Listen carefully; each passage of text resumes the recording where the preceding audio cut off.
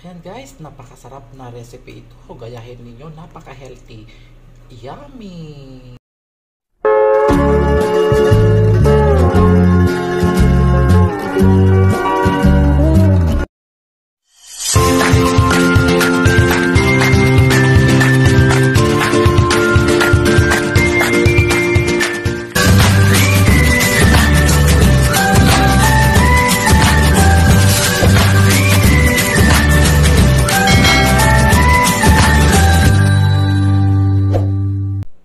Hello guys, good morning. Ayan, magluluto tayo ngayon guys ng broccoli with egg recipe.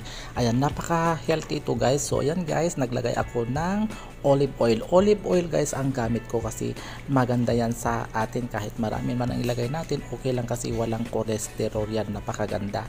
So ayan, very healthy. Yan, naglagay na ako guys ng garlic. Ayan.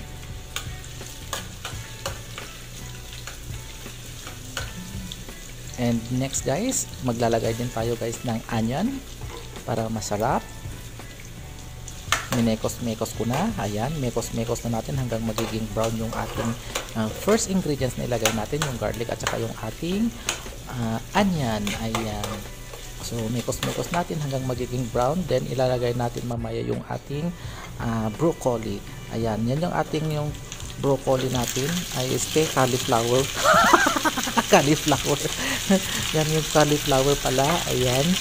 Nagkamali ako ng cauliflower.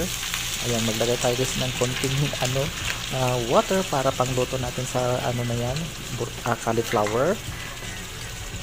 And mag-a-add tayo guys ng black pepper.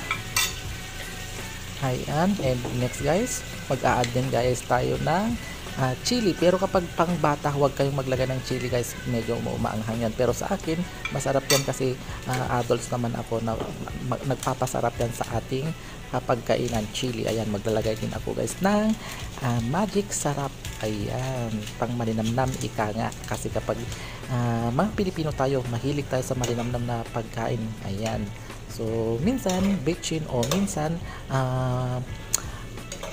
magic sarap, kung wala, okay lang. Ayan, mekos-mekos na guys. Yan, mekos-mekos natin para maihalo lahat yung mga ingredients na inilagay natin. Ayan, mekos-mekos lang, minekos-mekos na. Ayan, minekos-mekos na ni host. Ayan, then mag-a-add tayo guys ng salt. Ayan, sige, lagay ng salt, mekos-mekos na ulit. Tie up, tie up, tie up, tie up. Oy, ang galing ni chef. And then mekos-mekos ulit guys para ma-mix natin yung ating salt na inilagay para hindi balance yung kanyang taste, para walang maalat, walang matabang. Ayan, so ayan guys, pagkatapos ng mekos-mekos, ayan, takpan, then yan, then maglagay na tayo guys ng 3 itlog. Ayan, 3 itlog yung nilagay ko dyan guys.